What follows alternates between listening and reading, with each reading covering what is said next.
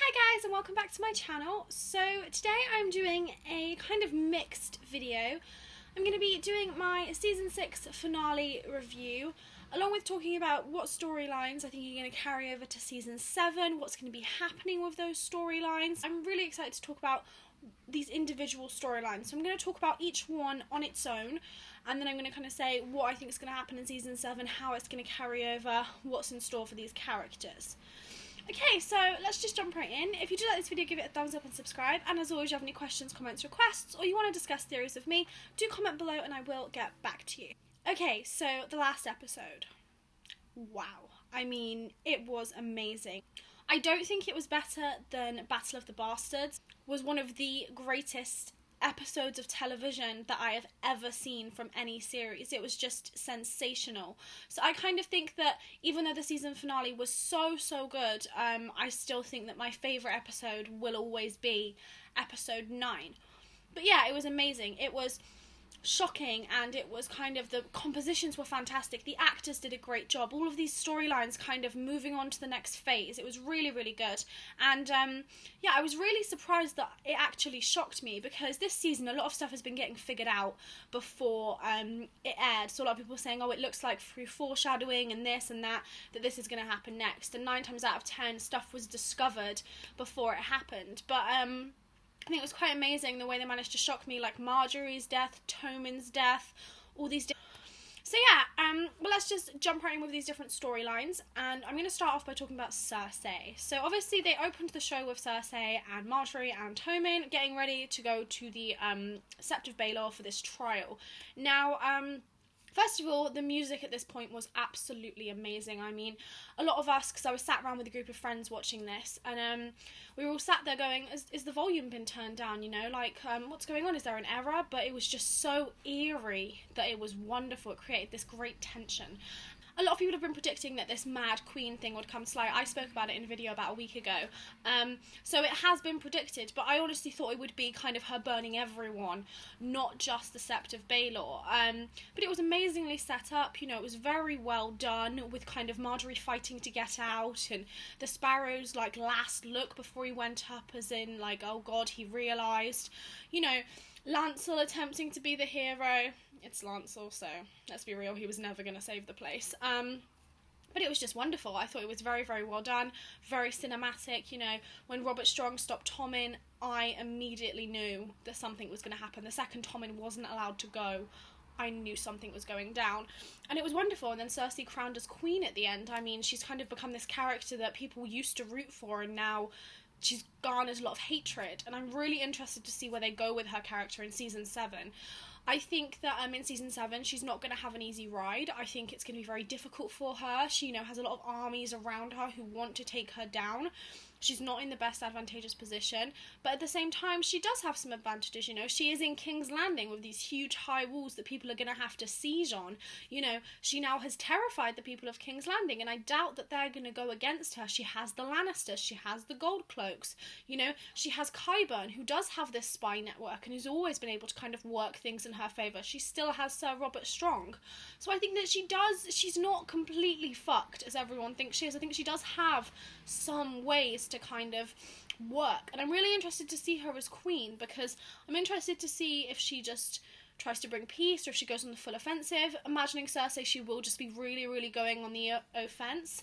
But I'm interested, and I'm really interested to see her relationship with Jaime, because we got this little glimpse of them as she was crowned, and Jaime does not look happy at all. He does not look like he's going to be supporting her. You know, he looks very angry, and again, it's kind of, a lot of people said that Jaime would kill her if he found out that, you know, she was trying to burn places. And I think, personally, that we will have Mad Queen Part 2. I think, yes, she destroyed the Sept of Baelor. And I think that's kind of a foreshadow to the fact that, in my mind, when kind of maybe Dany or some other army storms her gates, she will choose to burn down King's Landing rather than let them take her. And I think that will be when Jaime steps in to fulfill the prophecy of the Valonqar. I think that will be when he kind of has to kill her for the greater good. And I think that's going to be so interesting to watch. But yeah, I don't think Cersei's Mad Queen kind of actions are done yet. And I think she is going to try and garner some allies. I think we have Euron, you know, he's been now slighted by Dany. He planned to go over with the Iron Fleet, but he no longer can because she's teamed up with Yara. So it wouldn't surprise me if Euron switched sides and went for Cersei. So there's a lot of interesting things, kind of allies, enemies, Mad Queen Part 2 that I think will happen to Cersei. And just to finish off this point, Cersei has a really interesting quote in the book. She says, "I waited half my life. She played the dutiful daughter, the blushing bride, the pliant wife, all the while promising herself that one day it would be her turn." Cersei's got queenship. She's not going to give it up easily. I can't see her bending the knee to any army, so she is going to fight until the death.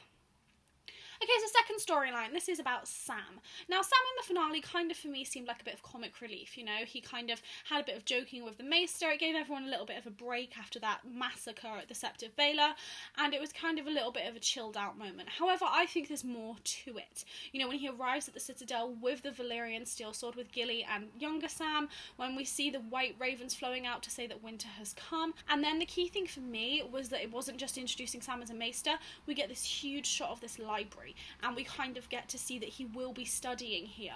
And honestly, I don't think it's just going to be Sam studying to be a Maester and then going back up to Castle Black. I don't think that it will just be, you know, a bit of conflict with the fact that Gilly can't really stay there. I think it's going to be much, much more interesting than that. Otherwise, they wouldn't really be introducing it. The thing with Game of Thrones, they are so squeezed for time. I think that they have to make everything mean something rather than just throwing things in because they want to. So I think that Sam is going to have a big part to play in the war against the dead. And I'm going to predict this. I know maybe other people have said it before me. I do just want to quickly clarify, by the way, none of these theories are mine. I will clarify if I have thought them up, but a lot of the time people have already thought of them, and I'm just rehashing and kind of talking about my spin on them. Just wanted to say that.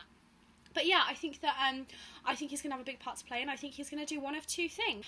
And I think that it's possible he will find where a northern stash of obsidian is, because as we know, obsidian is one of the lethal substances to White Walkers, and the majority of it was lost at Hardhome, so they're in desperate, the Night's Watch and the North are in desperate need of more. So I think Sam will uncover kind of a place that no one knows about, or a place that no one realises underground there is this lethal substance, and send word to Jon.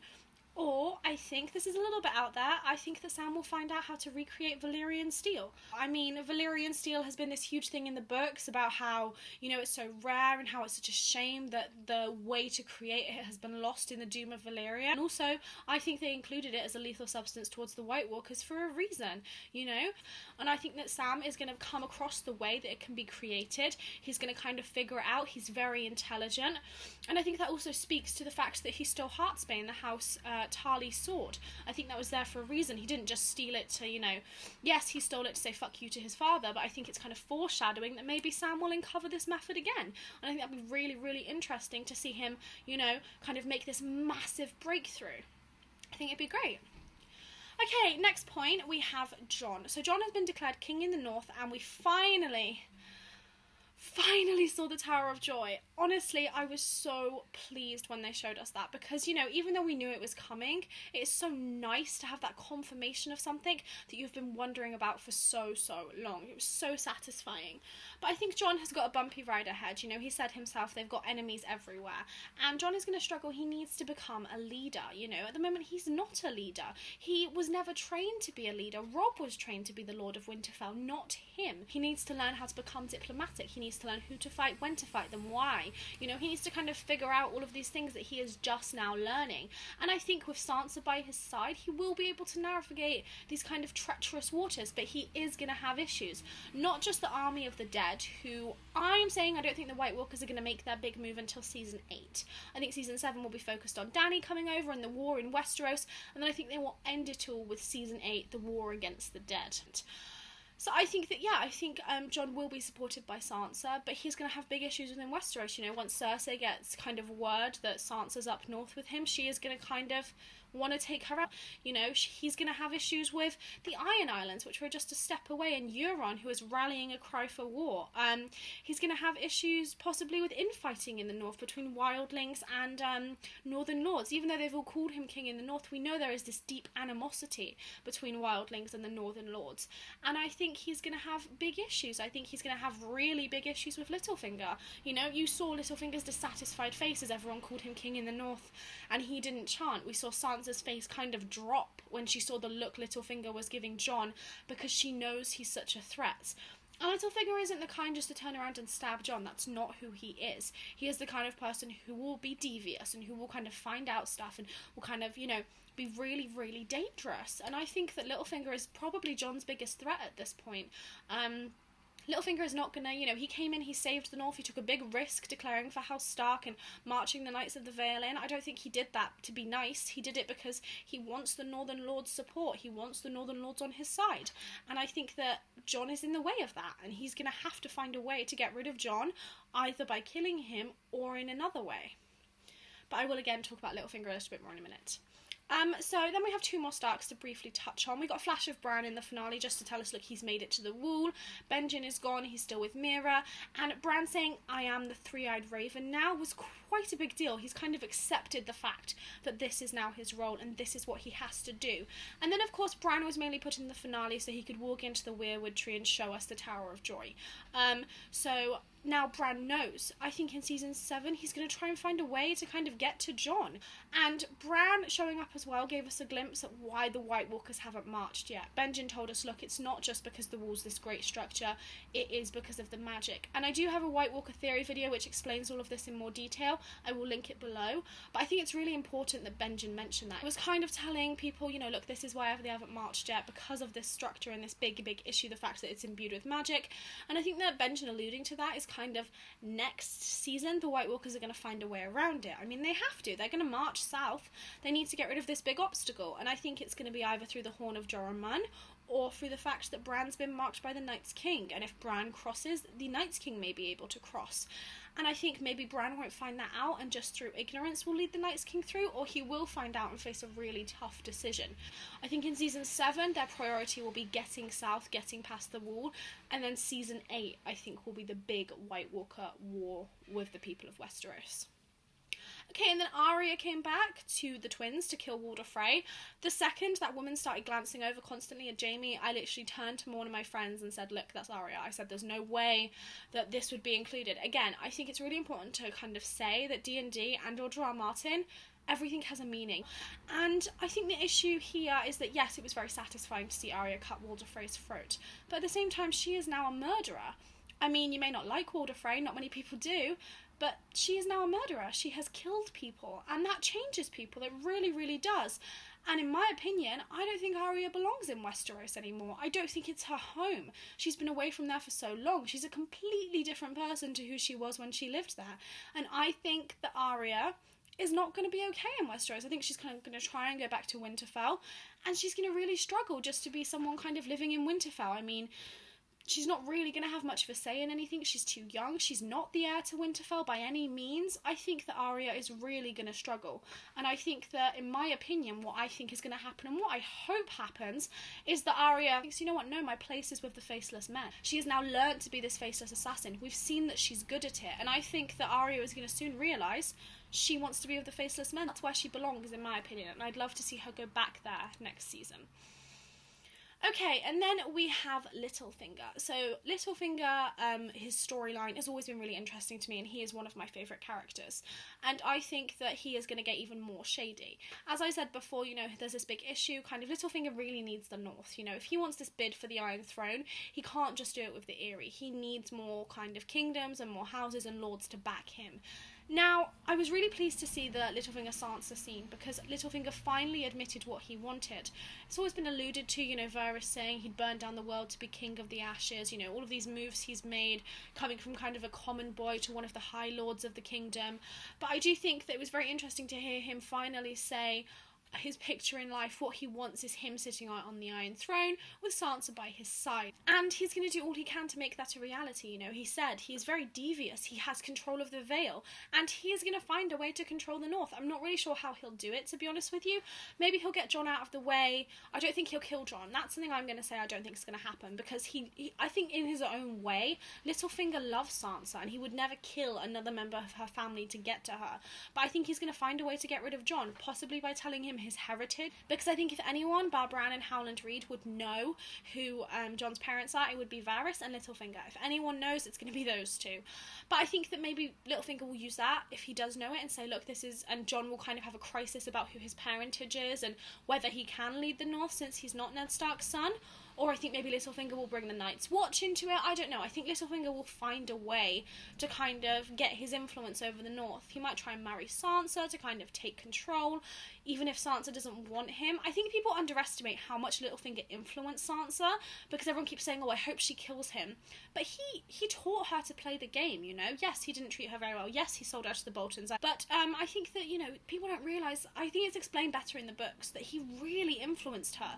And he really kind of taught her how to play this game and manipulated her to the point that Sansa didn't even realise she was being manipulated. I think that Littlefinger is going to be whoever sits on the Iron Thrones kind of next season's main threat. You know, I think that he is a real threat. He controls the Vale and he just needs to kind of shore up other areas, and then he will be able to make his move.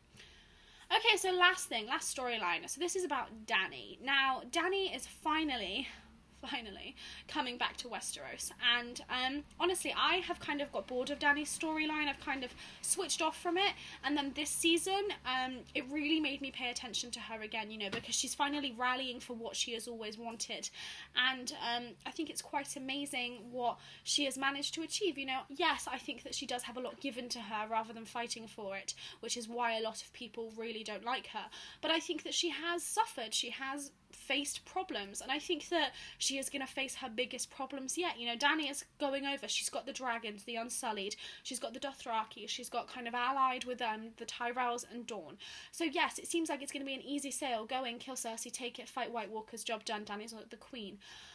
That would be the easiest way to do things. Yes, it would be kind of the easiest way, but I don't think it's going to happen. I think that's way too simple. I think Dany is going to face real problems. I think, for one, the siege on King's Landing is not going to be as easy as she thinks it's going to be, because Cersei has wildfire she can kind of counter with, and if Cersei kind of allies with someone like Euron, who has all of these ships, I think that, you know, her armada is not going to kind of go through easily. I think Dany is going to face issues, and then I think, yes, probably she will defeat Cersei and take the Iron Throne. It'll be a very nice victory moment. You know, she's going to have to contest for these kingdoms, and I think she's going to struggle. So far, she has the Reach, she has Dorne, and she probably will be able to secure the Stormlands and the Rock when she defeats Cersei.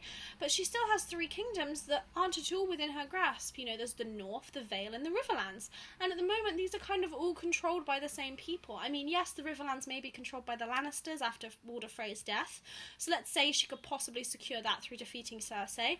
But the North and the Vale aren't within her reach at the moment. I mean, Peter controls the Vale, Jon controls the North. And I think that, you know, Dany isn't going to give them their independence.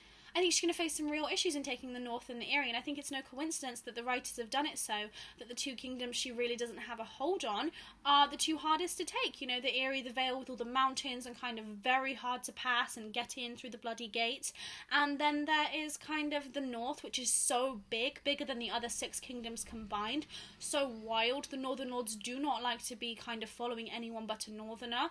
I think she's really going to struggle, and I think this is where the idea of political marriage will come in, and I don't want her to marry Jon. I think it's far too easy again, kind of wrapping things up, and I think that, you know, for me, I don't think Jon will ever marry. I think he will always love Ygritte, and I think that Dany will always have her love for Drogo, and I think this marriage will be nothing more than a political alliance. So I think that Dany may have to kind of do that. I mean, they indicated in the last episode, you know, look, when she was saying about having to possibly marry, I think that's who she would marry. Or maybe she'll marry Baelish. You never know, that could be his big plan, secure the Vale and then kill her. I mean, it wouldn't fucking surprise me, to be honest. But I think that, kind of in terms of the North, Dany will either have to marry Jon or she'll have to try and conquer it. And yes, she has 3 dragons. Yes, she has a big army. But the North is huge. And all of these Northern Lords have now rallied behind Jon. You know, and also the fact that winter has come. They have this big advantage that kind of the Lords in the North know how to fight in the snow. They know how to fight in horrendous conditions. I highly doubt that Dany's Unsullied and her Dothraki have any idea how to fight in these conditions, because kind of the continent across the sea, Essos, has always been warm and hot and kind of, you know, they've never had to fight in those conditions. So I think that, you know, I don't know, maybe she will give them independence. I think that would probably be her best case scenario, other than marrying Jon. I think Dany kind of declaring war on the North would be a real mistake for her. But I don't know, it could kind of go any way. But I think it's interesting to see that she is finally coming over, you know, and I think seeing those Targaryen kind of sails flying in the wind was quite satisfying, you know, because it's always been talked about how she'd finally come over, finally make her move. And I think it is satisfying to see her do it with Tyrion by her side as hand. When she called Tyrion her hand, it was a very moving moment for me. I felt really, really pleased for him. For me, the most moving moment in the whole episode was the Tower of Joy. Seeing Lyanna bleeding on that deathbed, kind of Ned holding her hand, presenting the baby with probably who we think Willa was in the corner. It was very emotional, finally seeing that play out on screen, and me and my friend are clutching each other and screaming and oh my god. So I think that was the best moment of the episode for me, finally seeing that confirmed, along with Lyanna Mormont being a badass. But yeah, it was an amazing episode, and those are my predictions for Season 7 and kind of what I thought of the episode. I do hope you enjoyed it, and as always, if you have any questions, comments, requests, do comment below, and I will get back to you, and feel free to discuss theories with me in the comments. Please give a thumbs up and subscribe if you do enjoy this channel. And I just wanted to clarify to you guys, I just wanted to say a little disclaimer that I will not be going anywhere. I'm not going to be leaving because the season's over. No way. I have a ton of videos planned in terms of theories, kind of Season 7 predictions, more of them. I will be doing trailer breakdowns as soon as we get any of the trailers. I will be trying to find kind of leaks and pictures and spoilers to kind of talk about. And I will be talking a lot about histories in the books that I think will pass over to Season 7. I've got some great videos planned, and I hope you guys subscribe so you can keep an eye out for them. I just want to say, yeah, I'm not going anywhere just because the season's finished. Okay, so that's everything from me today. Again, I do hope you enjoyed it, and I will be back in... I don't know, guys, I try and post at least once a week. That's kind of where I am at the moment because I am working a lot and I am studying a lot as well. So I'm kind of at the point where I do want to post at least once a week, but I think as kind of summer keeps going and I have more free time as work calms down, I will try and post more. But anyways, I will be back soon, guys, and yeah, I do hope you enjoyed, and I'll see you soon. Bye!